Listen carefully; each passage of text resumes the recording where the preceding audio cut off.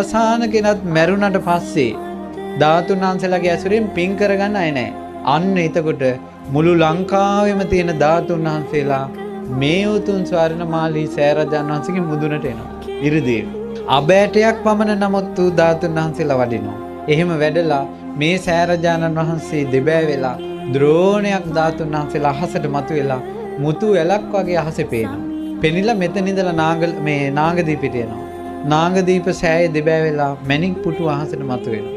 මතු වුණාට පස්සේ අර මණික් පුටුවේ ලස්සනට ධාතුන් වහන්සේලා පිහිටලා මණික් පුටුවත් එක්කම මේ ධාතුන් වහන්සේලා දඹදිව වජ්‍රාසනයේ බුද්ධ ගයාවට වඩිනවා. ඒ බුද්ධ ගයාවට වඩිනකොට හැම ලෝක ධාතුවකින්ම බුදුරජාණන් වහන්සේගේ කේශ ධාතුන් වහන්සේලා, ලෝම ධාතුන් වහන්සේලා, අස්ථි ධාතුන් වහන්සේලා, නඛ ධාතුන් වහන්සේලා සියලුම ධාතුන් වහන්සේලා වඩිනවා ඒ වෙලාවට.